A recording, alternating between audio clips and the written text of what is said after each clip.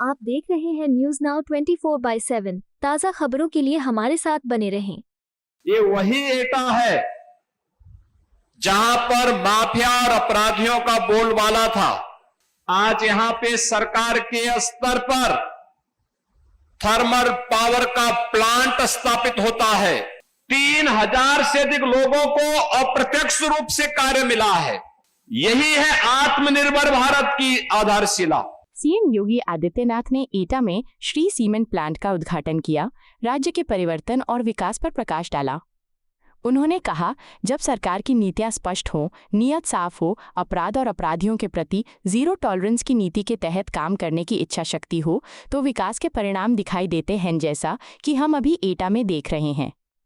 8-9 साल पहले एटा में माफिया और अपराधियों का बोलबाला था। सत्ता के संरक्षण में उन्होंने गरीबों की जमीनों पर कब्जा कर लिया।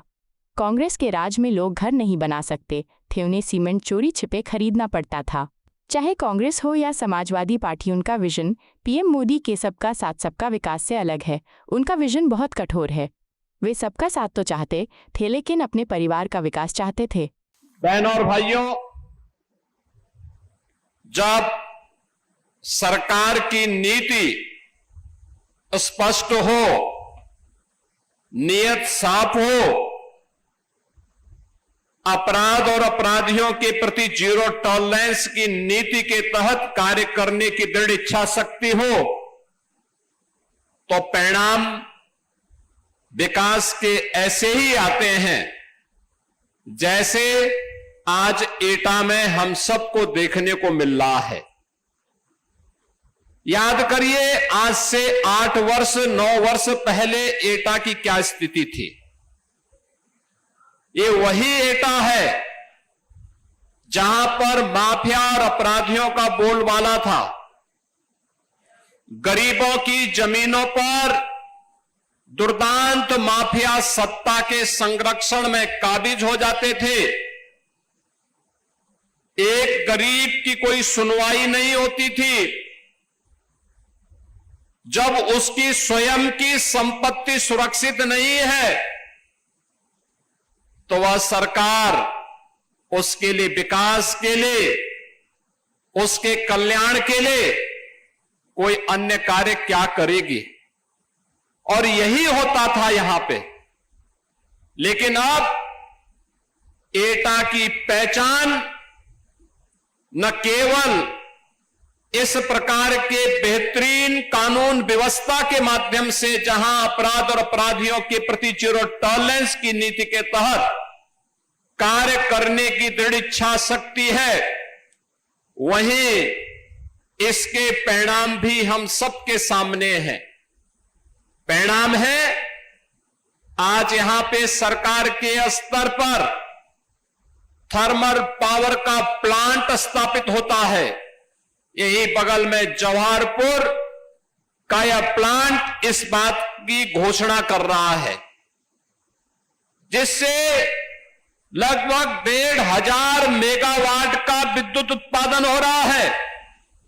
और विद्युत उत्पादन के साथ यहां पे लोगों को स्वच्छ और सुंदर वातावरण मिल सके, उसका फ्लाई ऐश का बेहतरीन उपयोग हो, इसके लिए श्री सीमेंट परिवार ने उसी के बगल में यह श्री सीमेंट के नए प्लांट के लिए लगभग 750 करोड़ रुपए के यह प्लांट यहां पर स्थापित किया है। आप देख रहे होंगे, दोनों में निवेश लगा है। एक में सरकार ने निवेश किया है, एक में बांगर परिवार ने श्री सीमेंट के मां के प्लांट के लिए निवेश किया है। दोनों में रोजगार भी उत्पन्न हो रहा है, प्रत्यक्ष भी और अप्रत्यक्ष रूप में भी।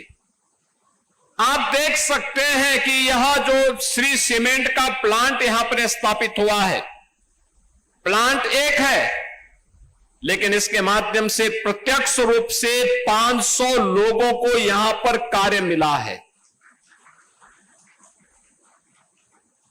3000 से अधिक लोगों को अप्रत्यक्ष रूप से कार्य मिला है। कोई ट्रक के लिए, कोई ट्रक में सहयोग करने के लिए,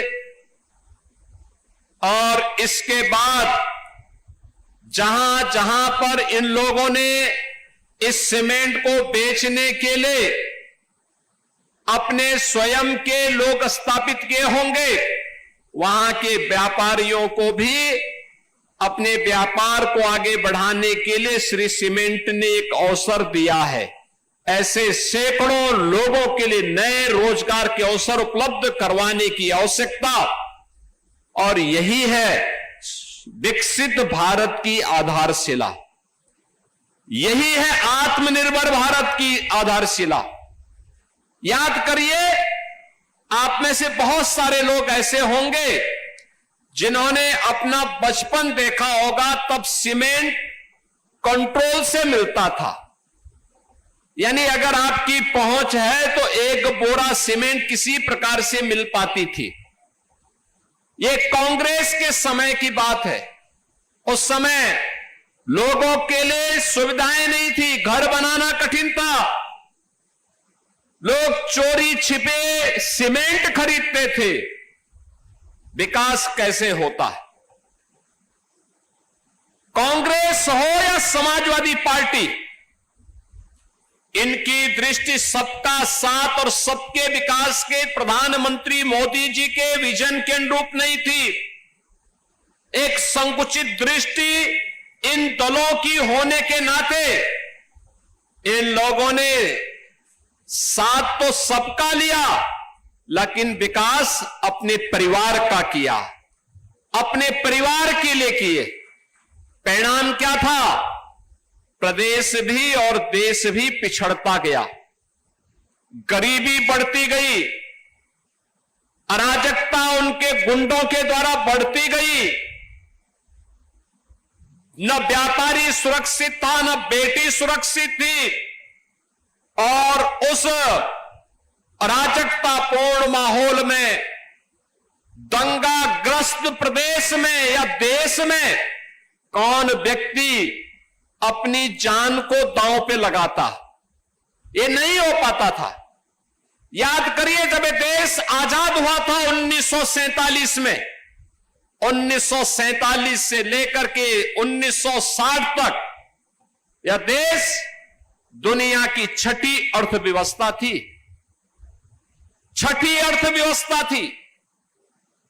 उससे पहले जब हम 17वीं सदी में जाते हैं, 17वीं 18वीं सदी में यह देश दुनिया की नंबर 1 की अर्थव्यवस्था थी।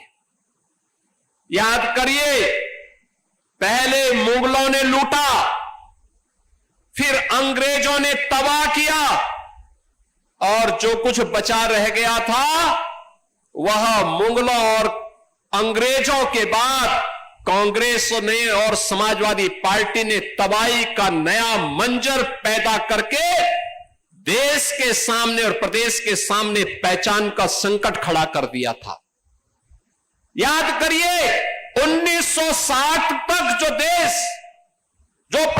देश दुनिया की छठी अर्थव्यवस्था रही हो, वह देश 2014 तक आते आते आगे बढ़ने की बजाय दुनिया के अंदर हमारा स्थान अब 6 से 11वें स्थान पर आ गया। 11वें में प्रधानमंत्री मोदी जी के समय 11वें स्थान की अर्थव्यवस्था होने के बाद जब मोदी जी ने प्रयास प्रारंभ किया, विकास के माध्यम से एक मंत्र देशवासियों को दिया कि विकास सबका होगा, साथ सबका लेंगे, बिना भेदभाव के हर एक जगह का विकास करेंगे। परिणाम आया, आज भारत दुनिया की चौथी बड़ी अर्थव्यवस्था बन गई है, और आने वाले 2 वर्ष में भारत दुनिया की तीसरी बड़ी अर्थव्यवस्था होगा। भारत का तीसरी बड़ी अर्थव्यवस्था होने का मतलब दुनिया के सामने भारत की एक उज्जवल छवि, दुनिया के सामने भारत की ताकत का एहसास कराएगा। दुनिया के सामने भारत के लिए, अपनी भारत के नागरिकों के लिए पहचान का संकट नहीं खड़ा होगा। भारत ने अगर इस यात्रा को आगे बढ़ाया है तो उत्तर प्रदेश ने भी अपनी इस यात्रा को प्रधानमंत्री मोदी जी के मार्गदर्शन में सफलतापूर्वक आगे बढ़ाने में मदद की और उसे आज जिस बात का हकदार उत्तर प्रदेश था, उत्तर प्रदेश को उसकी उस स्थिति तक पहुंचाने के लिए भरपूर प्रयास किया। पिछले 8 वर्ष में डबल इंजन की भारतीय जनता पार्टी की सरकार के प्रयासों का सुपरिणाम है कि प्रदेश, जब हम लोग आए थे 2017 में, यह उत्तर प्रदेश देश के अंदर 7वें स्थान पर गिना जाता था और आज उत्तर प्रदेश देश के अंदर नंबर 2 की अर्थव्यवस्था बन चुका है। बहनों और भाइयों, यह तब हो पाया जब सुरक्षा का वातावरण था। इन गुंडों के खिलाफ, सत्ता पोषित गुंडों के खिलाफ, पेशेवर माफियाओं के खिलाफ जब कार्रवाई हुई तो उस कार्रवाई का परिणाम था कि निवेशकों में एक नई आशा की किरण फूटी। उनको लगा कि नहीं, अब हम सुरक्षित हैं।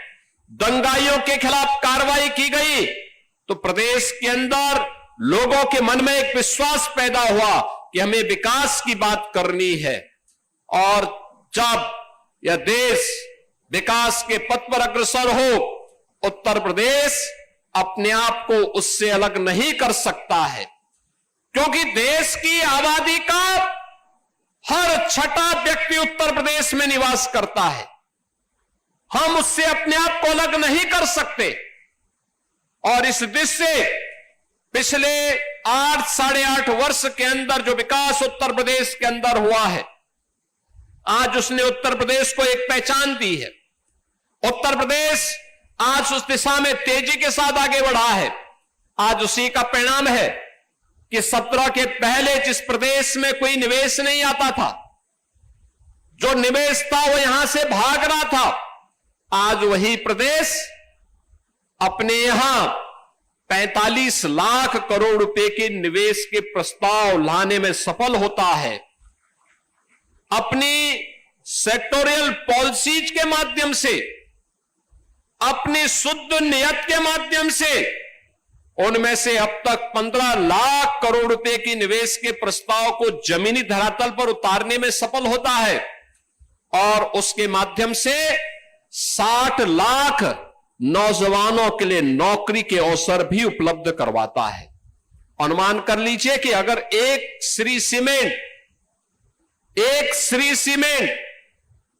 3500 लोगों को प्रत्यक्ष और अप्रत्यक्ष रूप से नौकरी और रोजगार दे सकता है, कोई कारण नहीं कि प्रदेश के अंदर 15 लाख करोड़ रुपए के निवेश के प्रस्तावों के माध्यम से 60 लाख नौजवान नौकरी और रोजगार न पा सकते हो। पाया है और आगे भी जो निवेश के निरंतर प्रस्ताव प्राप्त हो रहे हैं, इसमें भी नौकरी की नई संभावनाओं को आगे बढ़ाने का कार्य किया जा रहा है। बहनों और भाइयों, हमें निवेश के इस कार्यक्रम को मजबूती के साथ आगे बढ़ाना होगा और मैं इस बात के लिए हृदय से धन्यवाद दूंगा उत्तर प्रदेश की जनता जनार्दन को, जिनका आशीर्वाद इस सकारात्मक माहौल में बराबर ये डबल इंजन सरकार के साथ बना रहा, लगातार बना रहा। और उसी अभियान के साथ आपको जोड़ने के लिए ये केवल एक यूनिट का उद्घाटन नहीं, एक प्लांट का उद्घाटन नहीं, श्री सीमेंट हमारे साथ हमारा पुराना उत्तर प्रदेश सरकार का सहयोगी है, जो प्रदेश के अंदर निवेश करने के लिए उत्सुकता दिखाई है। बुलंदशहर के बाद एटा में और पावर रिन्यूएबल एनर्जी के लिए चित्रकूट में भी उन्होंने 40 मेगावाट का अपना प्लांट वहां स्थापित किया है। हमने प्लांट के लिए उन्हें सुविधा उपलब्ध करवाई है कि एक आपको हम ओपन एक्सेस की सुविधा देंगे कि आप पावर वहां जनरेट करिए और खर्च यहां कर लीजिए। हम आपको यह सुविधा उपलब्ध करवाते हैं। परिणाम है कि उनके द्वारा जो ग्रीन एनर्जी वहां बनाई जा रही है, सोलर पावर वहां तैयार की जा रही है, उसका उपयोग करने की सुविधा उन्हें इस प्लांट में यहां उपलब्ध करवाई जा रही है। यह सरकार की नीति का परिणाम है कि सरकार ने यह सुविधा उन्हें दी है, सरकार ने उन्हें हर प्रकार से सुरक्षा के साथ जोड़ा है। और प्रदेश में जब इस प्रकार का माहौल बनता है तो उस प्रदेश के युवाओं को फिर यहां से पलायन नहीं करना होता है। उस प्रदेश के लोगों को, नौजवानों को नौकरी के लिए देश और दुनिया के सामने नहीं जाना होता है। आज सरकार के स्तर पर भी नौकरी दी जा रही है।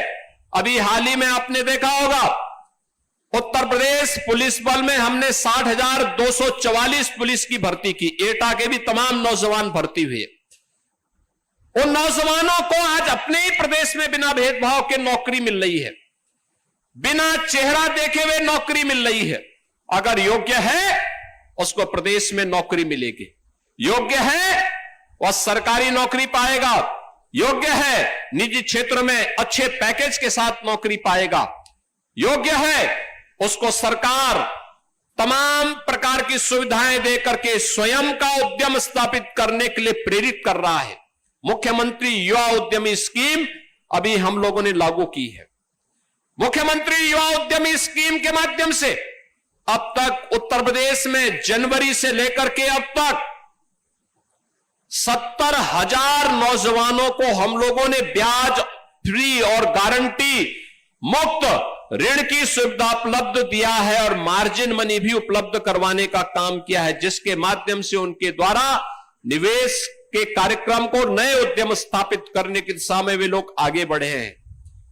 आज एटा की पहचान जब पावर प्लांट से, नए सीमेंट के प्लांट से और अपनी परंपरागत उद्यम यहां के वन डिस्ट्रिक्ट वन प्रोडक्ट के माध्यम से जलेसर के घुंघरू और घंटे से हो रही है।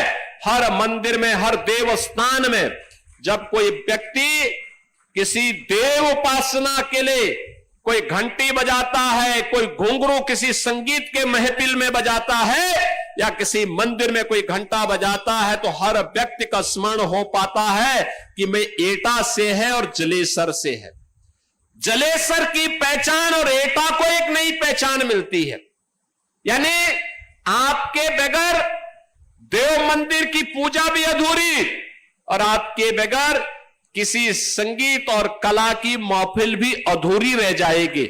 और इसलिए बहनों और भाइयों, आज उत्तर प्रदेश की इस यात्रा को प्रधानमंत्री जी ने 2047 में विकसित भारत की बात देशवासियों से कही है।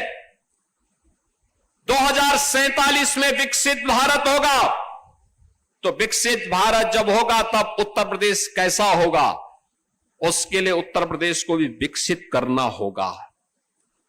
विकसित भारत का विकसित उत्तर प्रदेश, इसके पूरे रोड मैप पर अभी आपने देखा होगा उत्तर प्रदेश के विधानमंडल में, विधानसभा और विधान परिषद में 24 घंटे लगातार बहस चली है।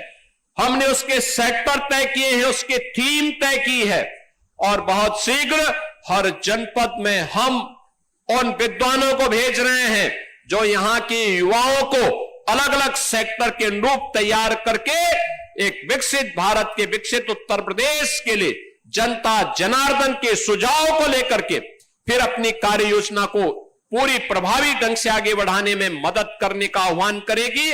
और आज इसी दिशा से मैं यहां पर उपस्थित हुआ हूं। मेरे लिए प्रसन्नता का विषय यह भी है कि श्री सीमेंट केवल एक प्लांट नहीं है सीमेंट का, इसके द्वारा अपने CSR के मद से लोक कल्याण के अनेक कार्यक्रम किए जा रहे हैं और उसमें से एक है भारत के सेना के, अर्धसेना के और उन शहीद परिवारों के लिए, जिन परिवारों ने देश की सुरक्षा के लिए अपनी शहादत दी है, उन परिवारों के उत्थान और उनके कल्याण के लिए भी श्री सीमेंट फ्री में सीमेंट उपलब्ध करवाने का काम करता है। अकेले इस यूनिट ने अब तक 183 परिवार को सीमेंट उपलब्ध करवाने का काम किया है। ये चीजें दिखती हैं कि हम केवल व्यवसाय नहीं कर रहे हैं, हम रोजगार भी दे रहे हैं और अपने राष्ट्रीय उत्तरदायित्व का भी निर्वहन कर रहे हैं। जिससे अगर कोई नौजवान देश की सीमाओं की सुरक्षा करते हुए, देश की आंतरिक सुरक्षा करते हुए अगर अपने आप को बलिदान किया है, तो हम उसके परिवार का संबल बनेंगे। जब ये बात हर भारतीय के मन में आएगी, तो बहनों और भाइयों, फिर भारत की सेना के जवानों का शौर्य और पराक्रम उसी प्रकार से बोलेगा जैसे ऑपरेशन सिंदूर के अंदर हमने देखा है। कैसे भारत के बहादुर जवानों ने दुश्मन के दांत खट्टे करके उसे चिल्लाने के लिए मजबूर कर दिया था। और यह तब होता है जब पूरा देश उनके साथ खड़ा होता है। बहनों और भाइयों, आज के इस अवसर पर मैं श्री सीमेंट को इस बात के लिए आश्वस्त करता हूं कि उत्तर प्रदेश सरकार ने अपनी पॉलिसी के अंतर्गत इस प्रतिष्ठान के साथ जो भी वायदे किए हैं उसे ससमय आगे बढ़ाने का कार्य करेगा। और मैं भी इस बात के लिए आपको आश्वस्त करता हूं, एटा आज विकास की जिन बुलंदियों को लेकर के यहां के जनप्रतिनिधियों की रुचि के कारण आगे बढ़ रहा है, आधुनिक इंफ्रास्ट्रक्चर के साथ, 4 लेन की कनेक्टिविटी के साथ, लोक कल्याण के तमाम कार्यक्रम, चाहे वह किसानों के लिए हो, युवाओं के लिए हो, उद्यमियों के लिए हो, महिलाओं के लिए हो, उन सभी को उसी मजबूती के साथ आगे बढ़ाने का हम कार्य करेंगे। एक बार फिर से श्री सीमेंट परिवार को, एटा को इस उद्यम के लिए चयन करने के लिए हृदय से धन्यवाद देता हूं और मजबूती के साथ इसको यहां पर अपने निवेश को लागू करने के लिए हृदय से धन्यवाद देता हूं। एटा वासियों को, यहां के जनप्रतिनिधियों को इस निवेश की बधाई देता हूं और जो कार्मिक यहां काम कर रहे हैं उनके लिए मेरा आह्वान होगा कि कर्म ही पूजा होनी चाहिए। मेहनत करेंगे, उद्योग फलेगा फूलेगा, आगे बढ़ेगा। उद्योग फलेगा फूलेगा तो एक कर्मचारी, एक व्यक्ति नहीं होता है, वो एक परिवार होता है। परिवार, उस पूरे परिवार के जीवन में भी खुशहाली आएगी और हमें उसी कर्म को जीवन का हिस्सा बना करके, जीवन की पूजा का हिस्सा बना करके आगे बढ़ना चाहिए। आप सबको इस अवसर पर मैं अपनी मंगलमय शुभकामनाएं देता हूं। धन्यवाद। जय हिंद। आपको यह वीडियो पसंद आया हो तो इसे लाइक करें, हमारे चैनल को सब्सक्राइब करें।